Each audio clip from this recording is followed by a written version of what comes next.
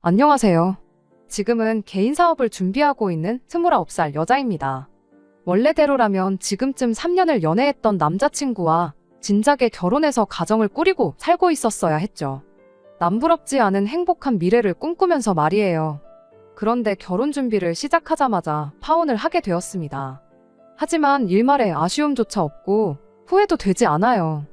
왜냐고요? 제가 결혼하려던 인간은 자기 가족들 앞에서 허수아비나 마찬가지였고 그 집구석은 정말 상상을 초월하는 시월드 중 시월드였기 때문이에요. 처음에는 그냥 시어머니가 조금 유난스러운 정도라고만 생각했어요. 모시고 살 것도 아닌데 그게 뭐가 문제겠냐 하고 대수롭지 않게 생각하려고 했었죠. 세상 어딘가에 어떤 분들은 좋은 시어머니 만나서 마냥 편하게 느껴지는 분들도 계시겠지만 대부분의 사람들이 시어머니를 불편해하는 게 당연한 거 아닌가 생각했거든요. 그런데 이 집구석은 불편한 정도가 아니라 선을 넘어도 한참을 넘어버렸어요.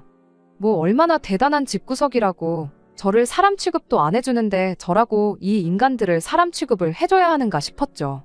결혼을 더 두고 볼 게 있는 건가 싶은 생각이 드는 순간 속 시원하게 파혼 선언 해주고 돌아왔습니다.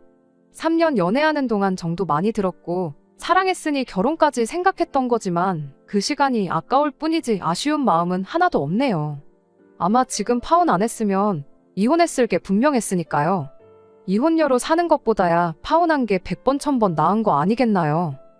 말씀드렸다시피 남자친구 자체만 두고 보면 나쁜 사람은 아니었어요. 남자친구는 직장 동료로 처음 만났습니다. 회사에서 저보다 2년 선배였고 직장 동료로 1년을 지내다 회식 자리에서 남자친구가 난데없이 고백을 해오는 바람에 연애를 시작하게 되었어요. 회사 자체가 규모가 작고 워낙에 가족 같은 분위기라 그런지 오히려 다른 직장 상사들은 물론이고 사장님까지 나서서 남자친구를 밀어줄 정도였죠. 보통 규모가 작은 회사일수록 사내 연애를 기피한다던데 저희 회사는 그런 게 전혀 없었습니다.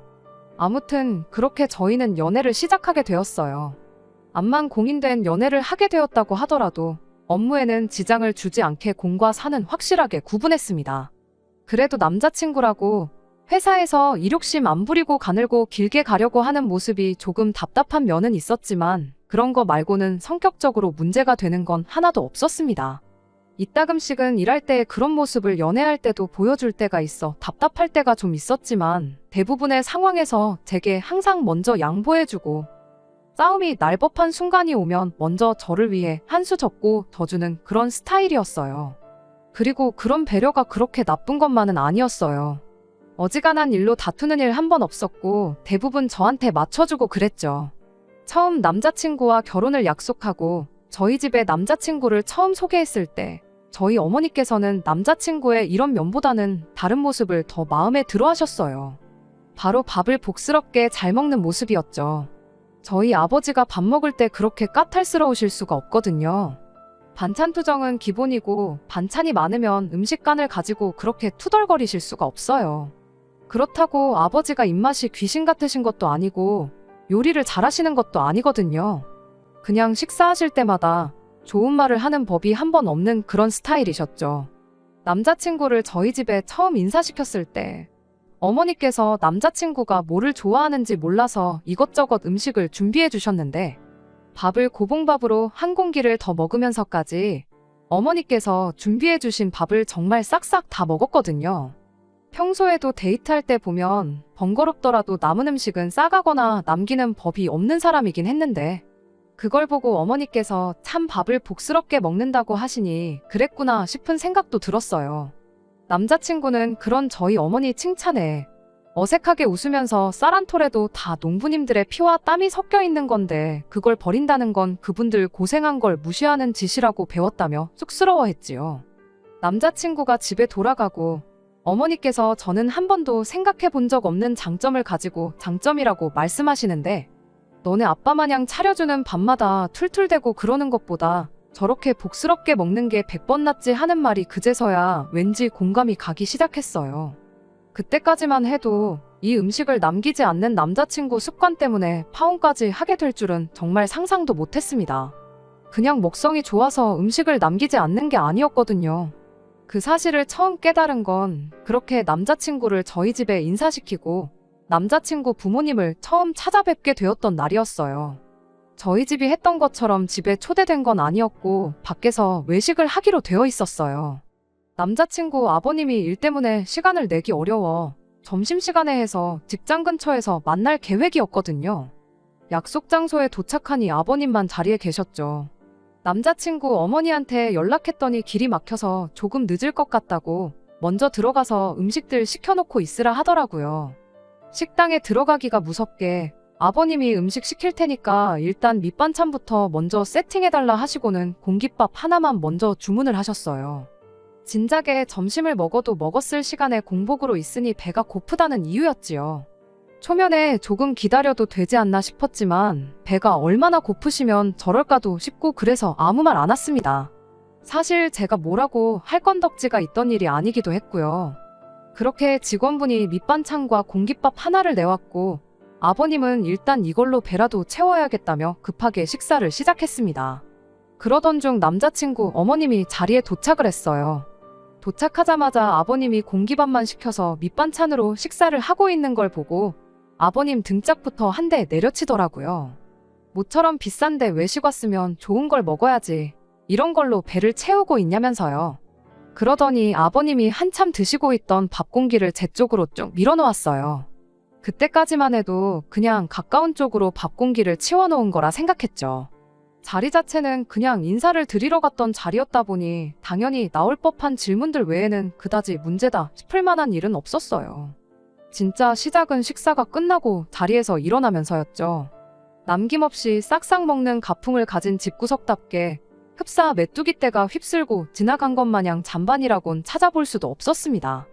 딱 하나, 식사 시작 전에 시어머니가 제 자리로 밀어놓았던 아버님이 식당 도착하자마자 시켜놓은 절반 정도 남은 공깃밥 하나 빼고 말이죠. 그걸 식사가 다 끝나고 나서 자리에서 일어나고 나서 예비 시어머니가 발견을 한 거죠. 그걸 발견한 즉시 예비 시어머니가 저한테 한마디 하더군요. 너는 뭔데 저걸 밥이라고 남겼냐고요. 순간 당혹스러웠다기보다 내가 남긴 걸로 착각하셨는가 보다 싶어서 예비 시어머니한테 이거 아버님이 드시던 밥이라고 제가 남긴 게 아니라고 대답을 했죠. 그런데 예비 시어머니가 누가 그걸 몰라서 묻는 줄 아냐고 대답을 하는 거예요. 그땐 정말 당황스러웠죠. 순간 저도 모르게 남자친구를 쳐다봤는데 제 당혹스러운 표정이 읽히지가 않는 건지 아니면 아무 생각이 없는 건지 멀뚱멀뚱 가만히 있는 겁니다. 평소에도 썩 도움이 되는 편은 아니었지만 그날따라 남자친구는 왜 이렇게 쓸모가 없던지 도무지 예비 시어머니의 의도가 무언지도 모르겠고 제 말을 잘못 들었던 건가 싶기도 해서 다시 대답을 했어요. 제가 남긴 게 아니고 아버님이 남기신 거라고 말이죠. 더 따지지는 않았지만 그 말이면 충분히 번지수를 잘못 찾았으니 밥 남긴 거 가지고 잔소리를 하려거든 나 말고 아버님한테 하시라는 메시지가 담겨 있다고 생각했습니다. 예비 시어머니는 그런 제 대답에 한숨을 푹 쉬더니 바로 직원분을 불러서는 일회용 봉지 하나를 달라 했어요.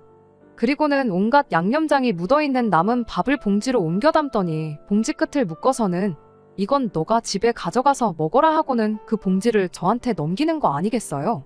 순간 또 이게 무슨 상황인가 싶어서 이 밥을 제가 어떻게 먹냐고 되물었죠.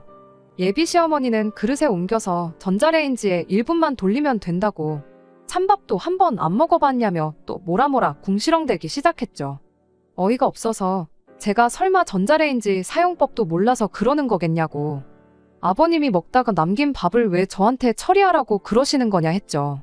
이때까지만 해도 저한테 짓궂은 장난을 치는 건지 진심으로 저러는 건지 애매했는데 며느리의 희생정신이 어쩌고저쩌고 하면서 열변을 토하는 모습을 보니 아, 이게 진심이구나 하는 생각이 대번에 들더라고요.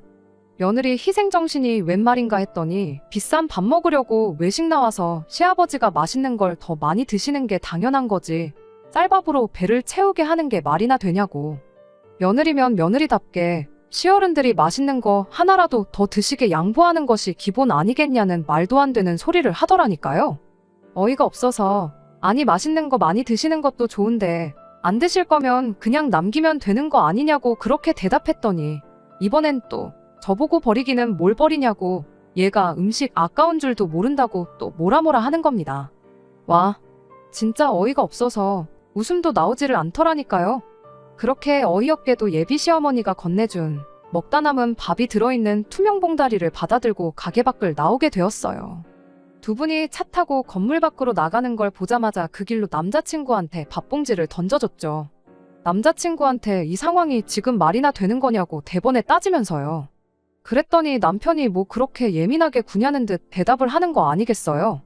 원래 우리 집이 밥 남기는 거 안 좋아한다고 진작에 말하지 않았느냐고요. 아니 그럼 그걸 아는 인간이 이렇게 될 줄 알면서도 식사가 다 끝날 때까지 아버님이 먹다 남은 밥을 그렇게 내버려 둔 거냐고 따졌어요. 그랬더니 엄마가 하는 말 못 들었냐고. 그 상황에서 자기가 그 밥을 먹는다고 했어도 상황은 별반 달라질 거 없었다는 소리를 하더라고요. 말인즉슨 며느리가 가족들이 더 맛있는 거 먹도록 희생해야 하는 게 시어른들 뿐만 아니라 남편한테도 해당한다는 소리였죠. 못 먹을 거 준 것도 아니지 않냐길래 어이가 없어서 넌 그럼 우리 엄마나 아빠가 먹다 남긴 밥을 너한테 먹으라고 줘도 따라서 먹을 셈이냐 물었더니 그 말에는 또 아무 대답을 못하대요. 자기도 길게 끌어봐야 좋을 거 하나 없겠다는 걸 알았는지 이내 저한테 미안하다고 사과를 하더라고요. 다음부터는 같은 상황이 생기면 자기가 먹는 쪽으로 하겠다면서요. 그리고 크게 걱정 말라고 원래 우리 집이 웬만해서는 먹을 걸 남기는 법이 없다고 오늘 같은 경우는 거의 보기 드물다며 웬만해서는 남는 음식이 없을 테니 같은 일이 또 일어나지는 않을 거라면서 자기가 신경 못 써줘서 미안하다고 계속해서 사과를 해왔습니다.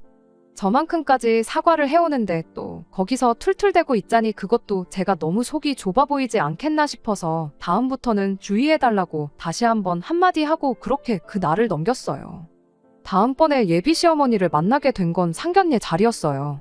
사실 그날 이후로 아예 결혼을 엎어버리는 걸 생각 안 한 건 아니에요. 아무리 사람마다 자라온 환경이 다르고 집집마다 가풍이 다르다고 해도 그날의 일을 그냥 다르다는 이유로 묻어버리고 넘길 일은 아니었으니까요. 결혼하고 나서 시부모님과 함께하는 자리가 있으면 음식 남는 거 가지고 신경 쓰고 스트레스를 받게 될 게 너무 뻔한 일이잖아요. 남자친구가 믿어달라고 했지만 만에 하나 바뀌는 거 하나 없이 시댁과 교류할 때마다 저 혼자만 참아야 하는 상황이 온다면 남자친구 하나 믿고 결혼했다가는 제 인생이 한순간에 시궁창으로 직행하는 거나 마찬가지라는 생각밖에 들지 않았습니다. 그래도 남자친구가 자기가 같은 일이 일어나지 않게 해결하겠다며 믿어달라고까지 했는데 그걸 기회 한번 줘보지도 않는 것도 아니지 않나 그렇게 생각했었던 게 제 실수였지요. 그렇게 결국 양가 상견례를 준비하게 되었습니다. 상견례 장소는 섭외부터 전부 제가 했어요. 인사드리러 간 자리에서 제가 그런 꼴을 당했던 걸 부모님한테는 따로 말을 안 했다 보니 최대한 같은 일로 불상사가 생기지 않도록 하기 위함이었죠. 일부러 장소도 코스로 요리가 나오는 한정식집을 골랐습니다. 생선인지 고기인지 고르는 정도만 제외하면 같은 음식 같은 양의 음식이 각자 앞으로 똑같이 나오기도 하고 또 음식 나올 때마다 먼저 나온 음식도 치워주고 그러시니 행여나 막판에 가서 음식 남기는 문제로 헛소리를 들을 일이 없을 거라 생각했거든요. 그리고 만에 하나 저희 부모님이 앞에 있는데도 잠바는 며느리 몫이라니 어쩌니 하면서 똑같은 짓을 하면 그러면 그때는 뒤도 돌아볼 것 없이 그 길로 찬물을 남자친구든 예비 시어머니든 한 잔 시원하게 끼얹어주고 파혼할 생각이었죠. 그런데 이게 웬일인지 그런 불상사는 일어나지 않았어요. 코스 요리 시작은 빈 속부터 달래라고 전복죽이 조금 나왔는데 내장 잡내를 제대로 못 잡은 건지 제가 먹기에도 조금 비리더라고요. 그 상황에 입맛 까탈스러운 저희 아버지께서 죽이 좀 비리다고 하면서 한 입만 드시더니 그릇을 옆으로 치우셨어요. 순간 엄청 당황스러웠죠. 대각선 너머로 마주 앉아있는 예비 시어머니가 그걸 보더니 한마디 하고 싶은 건지 동공이 흔들리는 게 느껴지더라고요. 괜히 못 볼 꼴 볼까봐 차라리 한 소리 할 거면 나한테 하라는 생각으로 저도 그 자리에서 죽이 너무 비려서 못 먹겠다고 동시에 치워버렸어요. 하지만 그때까지도 예비 시어머니는 아무 말 하지 않았죠. 전복죽 말고는 다른 음식들은 다 괜찮았어서 고의적으로 남겼던 건 죽 정도밖에 없었습니다. 남자친구네처럼 그릇 바닥이 보일 만큼 싹싹 먹지는 않았지만 그거에 대해서도 딱히 아무 일도 없었어요. 지금 상황에서만 본다면 차라리 상견례 자리에서 무슨 일이 일어나야 했던 게 더 나았을 테지만 그때는 다행이다 안도의 한숨이 나올 만큼 상견례 자리에서는 별말도 없었고 일도 없었어요. 그냥 평범하게 밥 먹고 사소한 이야기가 오가는 평범한 상견례 자리였지요. 오히려 상견례 끝나고 집에 돌아와서는 저희 부모님께서 저한테 사돈 되실 분들이 다들 좋으신 분들인 것 같아 안심이라고 할 정도였으니까요. 저도 그날은 기분이 엄청 좋았어요. 남자친구가 같은 일은 두 번 다시 일어나지 않게 하겠다고 자기를 믿어달라고 그렇게 말했었잖아요.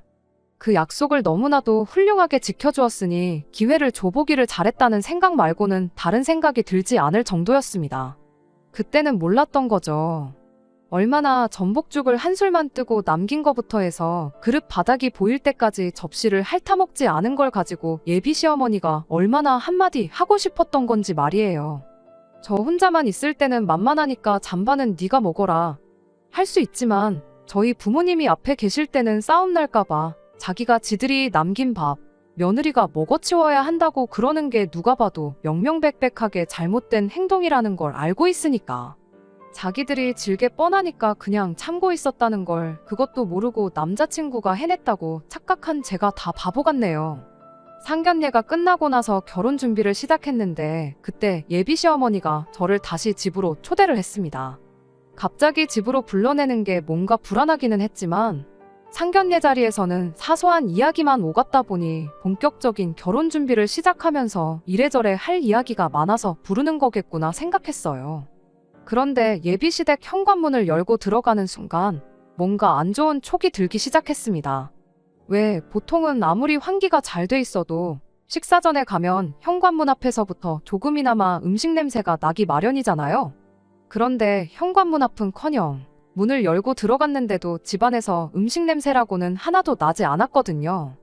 와서 밥 먹고 가라는 말을 분명히 했기에 당연히 식사는 집에서 하겠구나 싶었는데 집에 들어가도 음식 냄새는 나지 않았고 빈손으로 오기 뭐해 사가지고 왔던 케이크를 냉장고에 넣을 때도 냉장고에 먹을 거라곤 반찬통에 덜어놓은 김치 한 통이 전부였어요. 그런데 아니나 다를까 저희가 도착하니 예비 시어머니가 어디에 전화를 거시더라고요. 전화 내용을 들어보니 국밥 3개 안 맵게 해서 보내달라고 수육은 안 하고 국밥만 보내주시라 그렇게 말을 하고 있는 게 집에서 밥을 해주는 게 아니라 배달 음식을 시켜 드시려는가 보다 싶었죠. 그런데 국밥이 3개라니 아버님까지 해서 사람이 넷인데 왜 한 사람분을 덜 시키는가 싶었는데 예비 시어머니가 의아해하는 제 표정을 보고 제 속을 읽은 건지 네 건 따로 있다 그렇게 한마디 하대요. 그것까지도 나쁠 게 전혀 없었어요.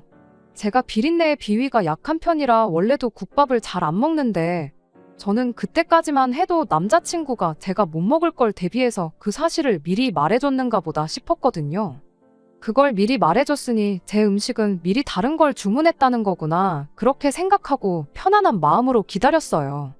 뭔가 할 이야기가 있어서 부른 것처럼 하더니 막상 결혼에 관련된 이야기는 따로 안 하고 저희 부모님은 잘 계시냐 하는 안부 이야기만 주고받고 있었습니다. 그렇게 한 10분인가 있었나 국밥에 전화로 배달 주문을 해서 그런지 배달도 엄청 빨리 왔어요.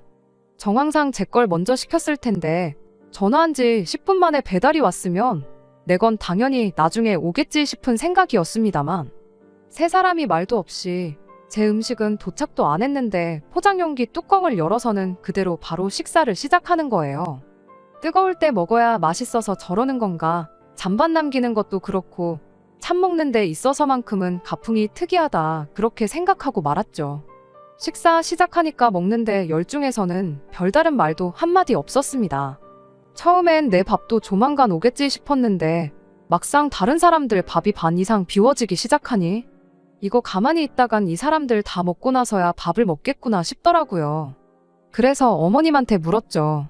그때까지만 해도 그저 제 건 어디다 시켰는지 물어보고 언제쯤 도착할런지 전화 한 통 해볼 생각이었는데 예비 시어머니가 어련히 가만히 있으면 알아서 챙겨줄 건데 뭘 그렇게 보채냐고 짜증을 내면서 멀쩡히 잘 먹고 있는 남자친구며 아버님이 먹던 국밥 그릇에 당신이 먹던 것까지 챙겨서 부엌으로 주섬주섬 들고 가더군요. 뭔가 싶었는데 먹던 국그릇에서 국물을 한 국자씩 새 그릇으로 옮겨 담는 거예요. 그럼과 동시에 전자레인지에서 띵하고 소리가 나대요. 그렇게 예비 시어머니가 제 앞에 가져다 준 건 김이 모락모락 나는 갓 데운 즉석밥에 한 국자씩 덜어서 만든 국그릇이었어요. 그리곤 가져갔던 국그릇들을 다시 사람들 앞앞이 가져다 주고 아무 일도 없었던 듯이 다시 식사를 시작하는 겁니다. 당최 이게 무슨 상황인가 싶어서 저는 그 자리에 그대로 얼어붙었죠. 그 와중에 자기 국그릇 돌려받은 남자친구가 한다는 소리가 이거 내 그릇 아니라고. 이따가 저한테 많이 덜어주려고 자기는 고기 건더기도 많이 안 집어먹었다며 국그릇을 다시 받기가 무섭게 바로 식사를 다시 시작한 예비 시아버지 거랑 자기 걸 바꾸대요. 그러더니 또 아버님이 잠깐이나마 먹던 그릇에 있던 고기 건더기를 한 움큼 집어서 제 그릇에 덜어주는 거예요. 웃는 얼굴에 침 못 뱉는다는데 많이 먹으라고 미소 짓는 남자친구 얼굴에 침 뱉는 건 물론이고 그 길로 국그릇을 얼굴에 엎어버리고 싶을 정도였습니다. 순간 숨이 턱 막히고 내가 뭘 기대하고 이 사람하고 결혼 준비를 이만큼까지 했는가 싶을 정도였어요. 제가 국밥을 비려서 잘 못 먹는다는 건 기억도 못하고 있는 게 문제가 아니라 지 가족들이 먹던 걸 내가 먹는 게 당연한 거라고 생각하고 있다는 사실에 소름이 다 돋을 지경이었어요. 이런 일이 두 번 다시 일어나지 않게 하겠다는 게 지 가족들이 저한테 그렇게 하지 못하게 막아주는 게 아니고 지 가족들이 처먹다 남긴 음식물 찌꺼기를 먹는데 익숙해지게 만들 생각밖에 없었다는 거였죠. 그 와중에 제가 이 어이없는 상황 앞에 한술도 뜨지 않고 가만히 있으니 남자친구 아버지가 국물이 없어서 안 먹는 거냐 하면서 여자가 짜게 먹어서 좋을 거 없다고 당신 마시던 물컵에 있는 물을 제 국그릇에 갑자기 들이부어 주더라고요. 그 길로 정신이 퍼뜩 들어서 내가 니들이 먹던 걸 왜 먹냐고 한마디 내질러주고 그대로 국그릇을 엎어버리고 자리에서 일어났어요. 냉장고에 넣어뒀던 케이크도 다시 챙겨서 니들이 먹다 남긴 음식물 쓰레기가 버리기 아까우면 남한테 주지 말고 니들끼리 실컷 처먹으라고. 아니면 며느리 말고 짬통을 밥으로 줘도 군말 없이 잘 처먹는 돼지 한 마리 구해다가 키우던가 하라 한마디 내지르고 그대로 자리에서 일어났어요. 그 와중에 예비 시어머니는 눈 하나 깜짝도 안 하고 먹으라고 사온 거면 케이크는 두고 가라 한마디를 하길래 이건 내가 사람 먹으라고 사온 거지 음식물 찌꺼기나 맛있다고 처먹는 돼지들 주려고 사온 게 아니라고. 내가 이 집구석에 또 올 일은 없겠지만 다음번에 올 때는 케이크 이런 거 말고 돼지 사료나 좀 사올 테니 그렇게 알람하라고 그 길로 그 집구석을 뛰쳐나와 버렸어요. 이제 뭐 이 집에 예비 며느리도 아닌데 할 말 못할 말 가리지 않고 다 나오더라고요. 다른 것보다 속이 너무너무 후련했네요. 그렇게 집 밖을 나오니 남자친구가 이게 무슨 상황이냐고 저를 따라 쫓아나오길래 한마디 해줬어요. 밥도 다 안 먹었는데 여기까지 따라 나와도 되는 거냐고 엄청 걱정해주는 말투로요. 괜히 음식 남기면 내가 바닥에 엎어놓은 것도 잔뜩일 텐데 부모님이 네가 먹던 거랑 바닥에 엎어진 찌꺼기랑 먹어야 되지 않겠냐고. 그거 부려니까 나 붙잡을 시간 있으면 집에 들어가서 부모님 대신해서 음식물 찌꺼기나 실컷 처먹으라 한마디 해주고 그렇게 그냥 집으로 돌아갔습니다. 집에 도착하니 남자친구가 전화로 애걸복걸 해명을 하면서 저를 붙잡대요. 상견례 자리에서 전복죽 남긴 걸 보고 어머니가 벼르고 있었답니다. 그때 그렇게 음식 남기는 거에 대해서 말을 했는데도 자기 앞에서 버젓이 음식을 남긴 게 며느리가 시어머니한테 기싸움을 거는 걸로 받아들이셨다는 거예요. 국밥을 섞어서 저한테 준 게 그걸 저한테 진짜로 먹이려고 그랬던 게 아니고 먹는 척이라도 했으면 그러니까 앞으로 음식 남기지 않겠다는 그 의지만 보여줬어도 어머니는 저를 가족의 일원으로 인정을 해줬을 거라는 소리를 하는 겁니다. 그걸 해명이라고 하고 있냐고. 결국 시어머니 하는 말에 찍소리도 못하고 시어머니가 먹으라면 짬밥도 먹는 척하는 며느리가 필요했던 거 아니냐고 한마디 해줬죠. 파혼하길 진짜 잘한 것 같다고. 하마터면 별 거지 같은 집에 내 발로 기어 들어가서 내 인생 시궁창으로 빠뜨릴 뻔했다. 그렇게 말을 이었더니 남자친구가 사과를 하다 말고 혼자 욱해가지고 너 지금 우리 집을 시궁창이라고 한 거냐고 성질을 내는 거 아니겠어요? 음식물 찌꺼기를 밥이라고 주는데 그게 시궁창이 아니고 뭐냐고 시월드나 시궁창이나 시자 들어가는 거 똑같은데 그게 그거 아니겠냐 말하고 2번 다시 연락하지 말라 말하고 전화를 끊어버렸습니다. 진작에 2달 전에 했었어야 했던 파혼 선언을 이제서야 하다니 제가 정말 미쳤었구나 싶었네요. 파혼을 선언한 그날 집에서 사직서부터 썼습니다. 남자친구랑 한 공간에서 같이 숨 쉬는 것도 싫었거든요. 남자친구가 그만두면 될걸. 제가 남자친구를 위해 그만둬주는 그림처럼 보일 수도 있는데 그건 아니에요. 어차피 저도 언젠간 제 사업을 시작하고 싶었는데 회사 사람들도 좋고 남자친구도 있었다 보니 그냥 무난하게 흘러가는 회사 생활에 점점 익숙해져서 내 사업을 해보려던 결심이 약해지던 시기였거든요. 그래서 그만두는 데는 아쉬움이 없었어요. 다음날 회사 출근하자마자 사장님한테 사직서부터 전달했어요. 남자친구는 저를 볼라치 없던 건지 뭔지 모르겠지만 급하게 월찬에서 일을 빼버렸더라고요. 사장님이 저는 사직하겠다 하지 남자친구는 급하게 월차를 내서 쉬겠다고 하지. 무슨 일이 있어도 있겠구나 눈치를 챈 건지 뭔 일이 있냐며 제게 물으셨죠. 그래서 그냥 숨김없이 남자친구랑 파혼하게 된 이야기를 해줬어요. 은근 회사에서 처음으로 결혼하는 커플이 탄생하는 줄 알고 기대하셨던 사장님도 그 이야기를 들으니까 그런 집이면 파혼하는 게 100번 맞다면서 동의를 해줬습니다. 그리고는 제게 묻대요. 남자친구가 문제면 남자친구를 자를 테니 저보고 남아있으라고 저를 붙잡기까지 했어요. 이참에 새로 시작하는 마음으로 사장님한테 배운 역량을 발휘해 이젠 내 사업을 시도해보고 싶어서 그만두는 거라고 말뿐이라도 정말 감사하다 말하고 그렇게 자리에서 일어났어요. 마음이 바뀌거나 생각처럼 잘 안 되면 연락하라는 사장님의 배려와 함께 저는 그렇게 회사를 그만두게 되었죠. 남자친구 소식을 다시 들은 건 그로부터 3달이 지나서였어요. 사장님한테서 연락이 왔거든요. 한참 사업 준비하고 있는 와중이었는데 사장님이 생각처럼 일이 잘 안 풀리면 네 전 남자친구는 진작에 잘랐으니까 돌아오고 싶을 때 돌아오라고 하시대요. 헤어진 충격 때문인지 안 그래도 일하는 게 엉성했는데 실수하는 게 너무 많아지고 나아질 기미를 보이지 않아서 결국 해고를 했답니다. 다시 회사로 돌아갈 생각은 없었지만 이렇게 또 연락까지 주셔서 감사하다 말하고 전화를 끊었어요. 어디선가 남자친구는 저 때문에 결혼도 물 건너가고 직장도 잃었다고 툴툴대고 있으려나요. 설령 그런다 한들 저는 한치도 미안한 마음이 들지 않습니다. 누가 봐도 자업자득인 일이잖아요. 상견례까지 한 결혼 엎었다고 인생이 끝나는 것도 아닌데 그것도 모르고 파혼할까봐 벌벌 떨고 괜히 기회랍시고 한 번 더 줬던 것 같아요. 어차피 파혼할 거였는데 괜히 더러운 꼴 하나 더 보고 파혼한 셈이나 마찬가지니까 말이에요. 끝까지 들어주셔서 감사합니다. 오늘의 사연은 여기까지입니다. 구독과 좋아요, 알람 설정 부탁드리고 더 좋은 사연으로 다시 찾아뵙겠습니다. 감사합니다.